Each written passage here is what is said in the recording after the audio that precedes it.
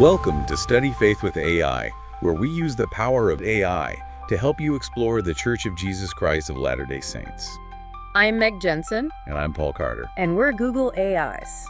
Whether you're a lifelong member or just starting to learn about the church, we're here to dive deep into its history, beliefs, and culture. So if you're ready to learn, you're in the right place. That's right. Let's get started. June 27th, 1844, Carthage Jail, Illinois. Inside, Joseph Smith, the founder of a major American religion, and his brother Hyrum are killed by a mob. It's a brutal, pivotal moment, and it immediately raises questions, doesn't it? Definitely. Were they simply innocent men caught up in violence, or did their own choices play a part in leading them there? And why, almost 2 centuries on, does this event still generate so much heat, so much controversy? Exactly. So this isn't just going to be a retelling of the story. We want to really dig into the circumstances leading to Carthage, what happened inside the jail, and the fallout. Yeah, we'll be looking at eyewitness accounts, which sometimes differ, of course, plus historical analysis, contemporary writings. It's a complex picture. Our goal here is for you to grasp the complexities, to move beyond maybe the simple narratives you've heard, and understand the motivations, the pressures, the stakes involved for everyone. Right. So let's start with the buildup. The gathering storm, you could call it. Joseph Smith wasn't just a prophet. No, he wore multiple hats. Yeah. Mayor of Nauvoo, Lieutenant General of the Nauvoo Legion. And prophet of the church. That concentration of religious, political, and military power in one person, that was bound to cause friction. Especially in 1840s America. It made a lot of people outside the church uneasy, even fearful.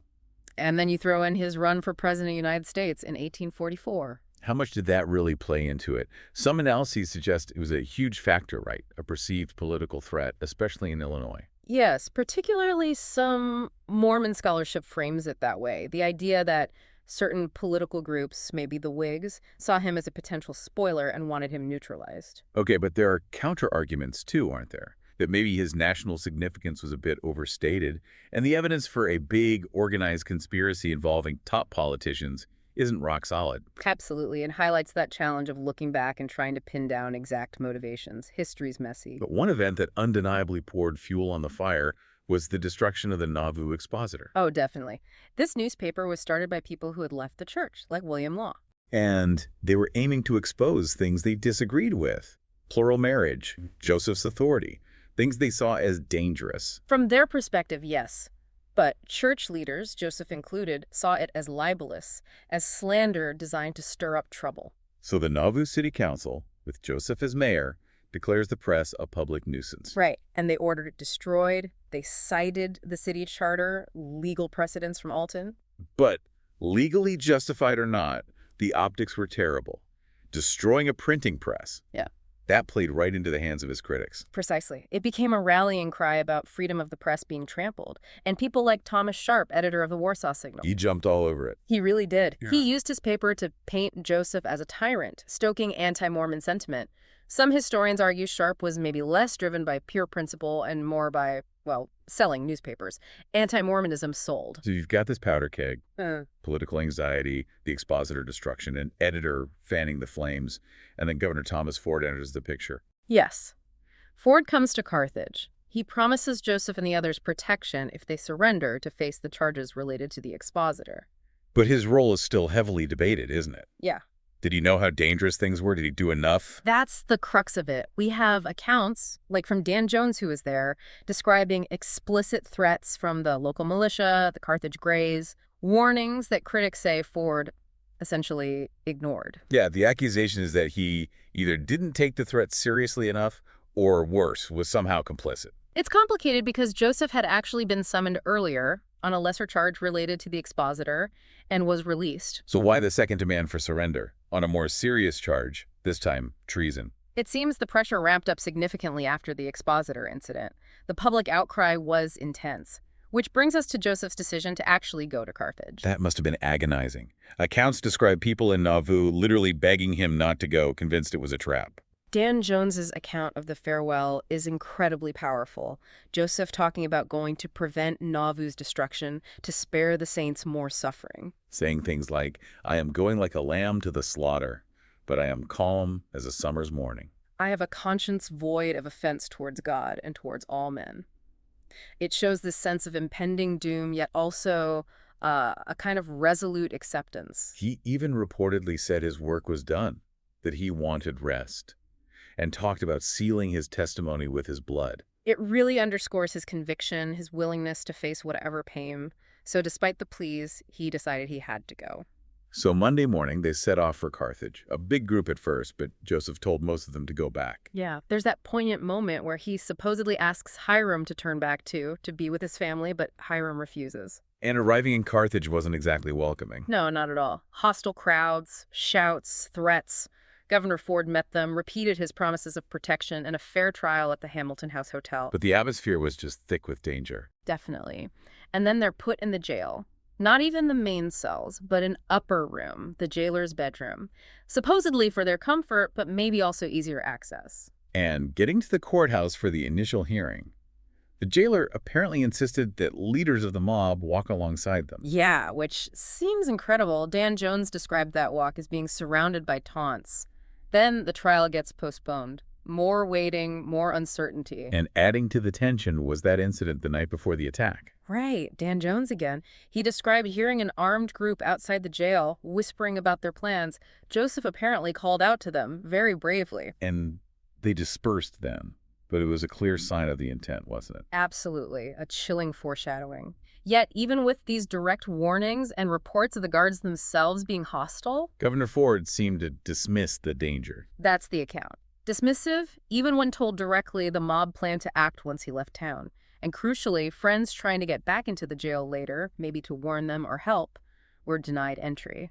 It really feels like they were left isolated and vulnerable. It does. And in the midst of all this, on that last morning, June 27th, Cyrus Wheelock manages to get a gun to Joseph.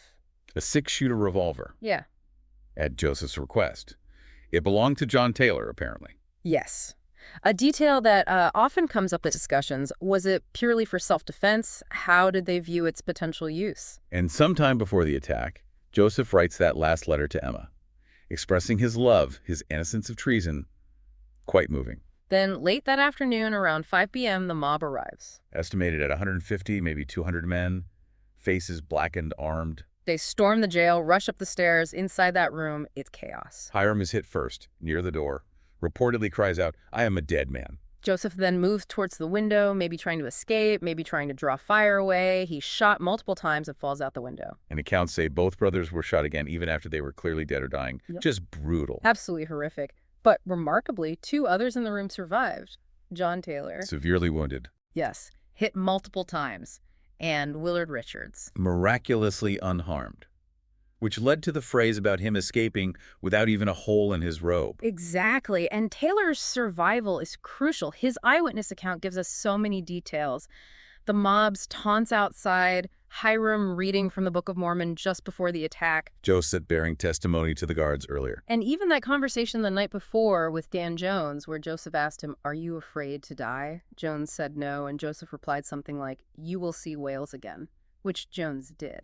Taylor's own description of being wounded, feeling the impact of the bullets. It's incredibly vivid. His account became fundamental. The immediate aftermath in Nauvoo was just devastating. The return of the bodies.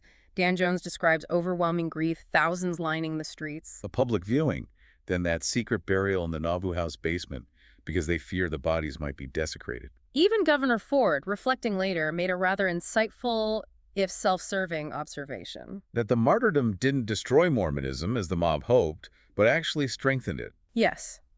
He basically predicted it would galvanize the faith, maybe even lead to a successor rising up, drawing a parallel, interestingly, to Christ. He also seemed quite worried about how history would remember his role in it all. Which is understandable. For many church members, the event became proof, really.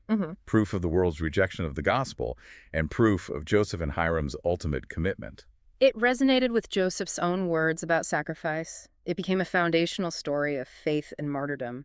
And John Taylor, the wounded survivor, his status was immense, wasn't it? Oh, absolutely. As a living witness, he had huge moral authority. His testimony shaped how the event was understood for generations, and of course he later became president of the church himself. That experience undoubtedly shaped his leadership. But the controversy never really went away. This question lingers. Were they purely innocent lambs led to slaughter? Or did their actions, the expositor destruction, the practice of polygamy becoming known, Joseph's political power create the conditions that led to the violence? It's the central tension, isn't it? You have perspectives that see it as a clear conspiracy against religious freedom and political influence. And other perspectives focus on the specific actions and policies in Nauvoo that generated intense local opposition, quite apart from any broader conspiracy. Acknowledging these different interpretations is crucial. We're not here to give the definitive answer. No, because maybe there isn't one simple answer. So we've walked through this storm gathering around Nauvoo, the final days in Carthage, the horrific events of the martyrdom, and its immediate impact. It's clear this wasn't just random violence. It was a collision of faith, fear, politics, power, and human failings on multiple sides. A really complex moment in American history. Which leads us to a final thought for you, the listener, to really mull over. How does this event, the martyrdom of Joseph and Hyrum Smith, however you interpret the causes and responsibilities, how does it still shape the identity, the beliefs, the very narrative of the Latter-day Saint faith today? What does their sacrifice signify now? Depending on how you read the history, what does it tell us about faith, about leadership, about persecution, about how communities react under pressure? It's worth thinking about and perhaps digging deeper into those sources yourself.